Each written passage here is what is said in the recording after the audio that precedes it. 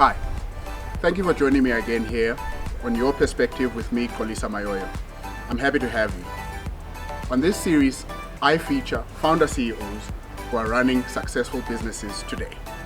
What I find even more fascinating about these individuals is that they were never funded by any professional funding body or government, which means they had to have a solid plan, a great vision, and be highly innovative in order to grow and expand.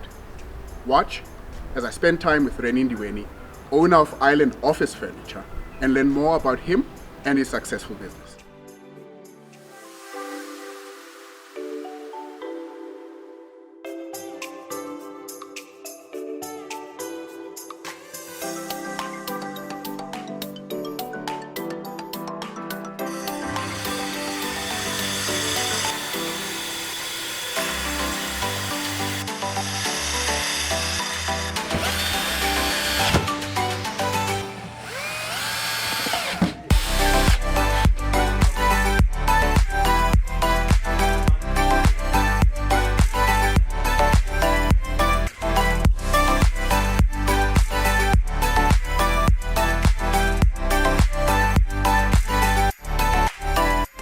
Mr. Dueni, thank you for having me. You're welcome, sir. Now, let's dive right into it. I've known you for a lot of years now. The way Slangane ngayo is actually very funny. I remember I had a vehicle that I loved very much. It was an Audi A4. It gave me a lot of problems, but I loved it to bits. And I spent a lot of money trying to fix that thing. And I remember a mutual friend of ours, when I spoke to him about needing cash instantly to fix this car, I remember at that time I was overhauling the engine. And this mutual friend of ours introduced me to you. And immediately, you served me, you gave me the amount I was looking for. And over and above that, you were quite civil about it, you were quite professional about it. You had a very gentleman candor about the way in which you worked. It didn't feel like I was dealing with a person that would call, in our terms, umashonisa, or a loan shark. Since then, as they say, the rest has been history. So I appreciate, you taking the time out to sit with me, to let me pick on your brain, just so that I can understand, what it took for you to get to where you are. What are the hurdles you faced? What were the challenges? What are the nuggets of insight that you'd like to impart on me and anybody who might be watching and listening right now? So without further ado, I'll go with my first question. Ngubani uRenindweni? Who is Renindweni according to you? uRenindweni Yeah. insizwa nje Yeah. ekhulele emakhaya. Yeah. We were poor, Yes. extremely poor. Okay. I remember very well going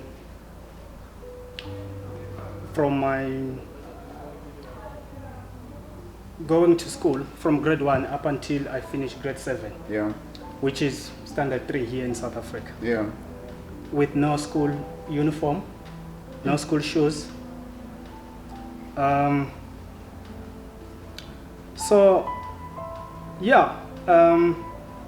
My parents were struggling, Yeah. were extremely poor, Yeah.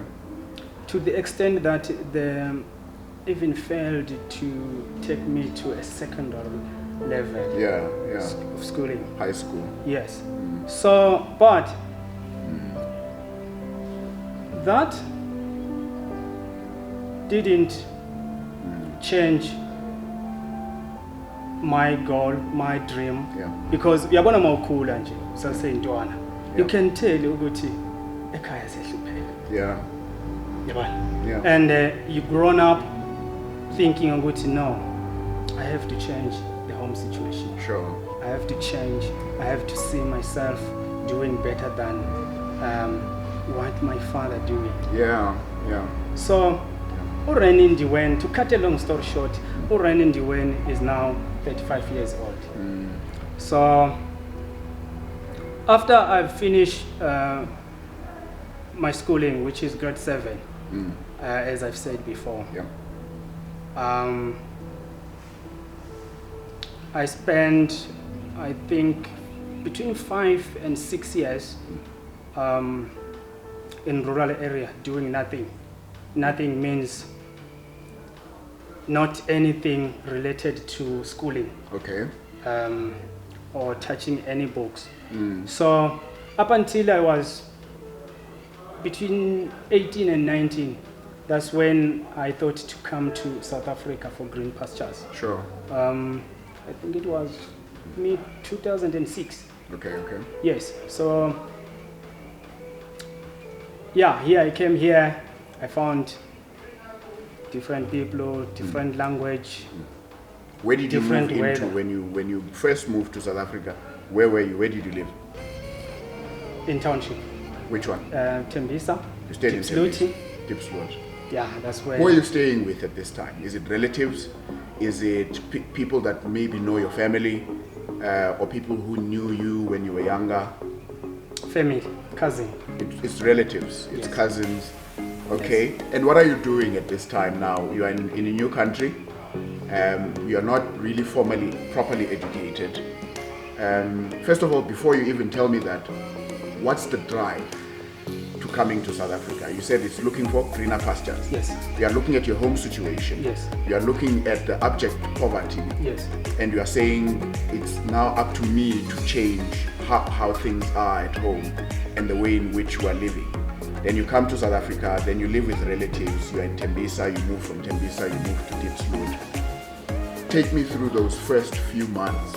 What's going on there? Are you working? Are they helping you get employment? Are you hustling? What are you doing at that time? I became a plumber. I became helping welding, painting, plastering, doing garden. So yeah. Anything you could get your hands Anything, on, earn an anything, income. Anything. How do you now get to own a business in South Africa, run that business, and run it successfully? And how does that happen? I mean, don't you face challenge? Don't you face opposition? Don't you face ridicule?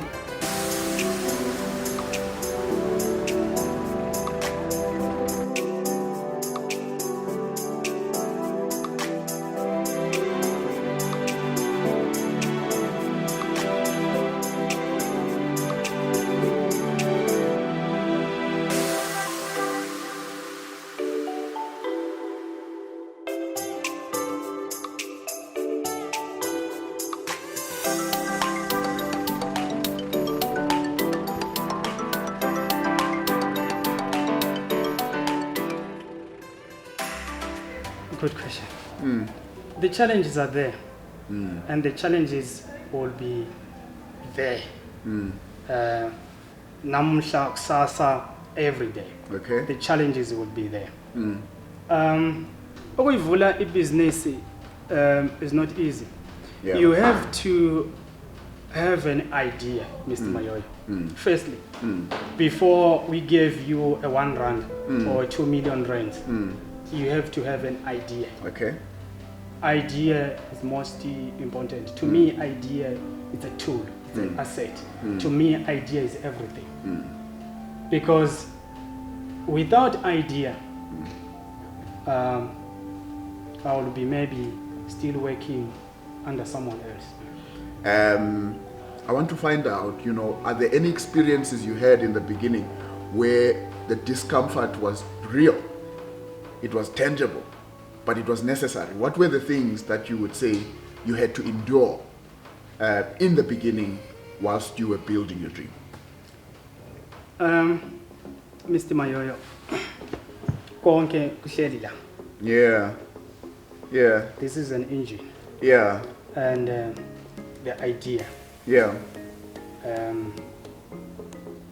Yabona mina nginale into yokuthi as long as you are a human being like me, Sure. whether you're well academically educated, Yeah.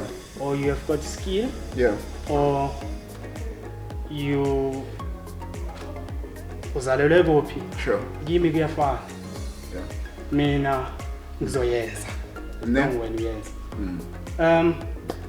but because my mindset is different from a guy who's a graduate from Stellenbosch University.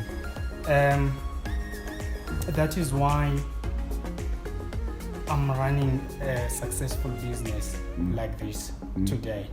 So unless we change the mindset, unless we have a program, we have a system, we have people who maybe not motivation, but physical on the ground.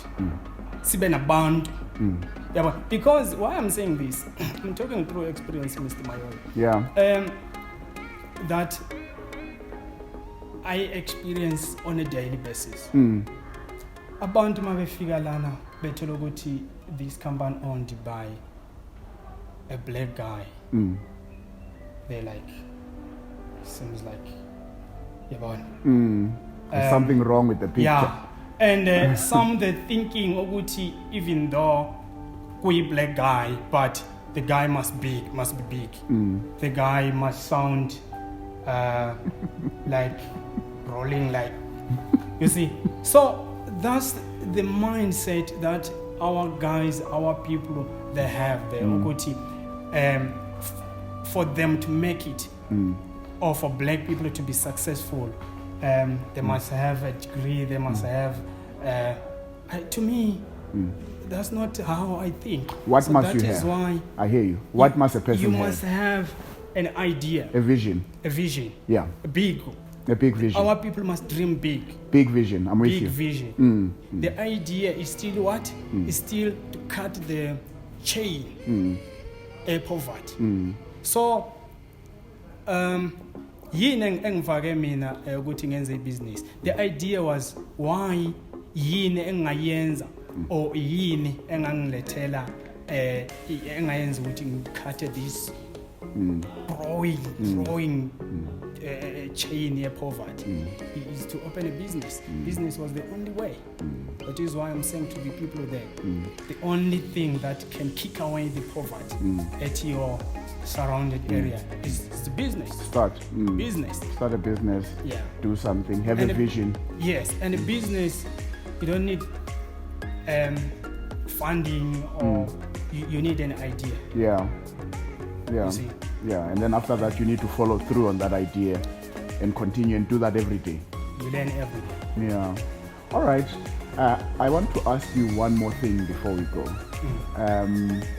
How does it feel now, you know, after all the years, after the long and hard journey, after all the discipline, after everything that you've been through? How does it feel now, you know, having come from abject poverty as well, and having that idea to obviously, you know, stop this curse, if you will, of poverty? How does it feel now to be helping other people put food on their table? Because now you employ people. There are people who come and report to work on a daily basis. They refer to you according to your title, rightfully so. Do you feel as though you have succeeded? Do you feel as though you have accomplished your goal, or do you still want to do more? Yes, definitely. I still want to do more. Remember, i-aim yami yokuvula ibhizinesi akusivula ibhizinesi nje just because I want to own a business or I want people when I walk, when la ngihamba khona bethi liyana i-businessman, liyana i-tycoon. No, mina i-business engifuna ukuvula it's a legacy business. Yes. A business that will be there even if mina angisekho. Sure. So okay. i-business yabona the idea I have about business is the ukuthi likhule ukuthi abantu befunde ukuthi you can. Yeah. You can, whether you're from the poor background, you're from whichever part of the world you're coming from. Yabona, you can. Now look, you show it. I've known you for a while. I hope we've done a good job of showing people who are watching as well, you know, who you are I think you're a phenomenal man. As I said when I introduced this segment, when I met you when you were still, lending people to money who needed it at the time. Never did I imagine that there was this phenomenal man behind that, because when we look at people who are doing that thing, we see them as being shrewd, we see them as being people that you don't want to associate with. And in my situation with you, it was quite a peculiar one, because we grew to be close, we grew to become friends, and now I'd like to believe we're brothers. I learn a lot from you. Thank you for allowing me into your space. I know this is not entirely comfortable for you, because you sit behind the desk and you look after your clients and you look after your employees, but I really appreciate the fact that you allowed me into your space. I value that, I treasure that. Thank you for allowing me to bully you into opening up to people that you don't even know, so that we can learn more about you and your business.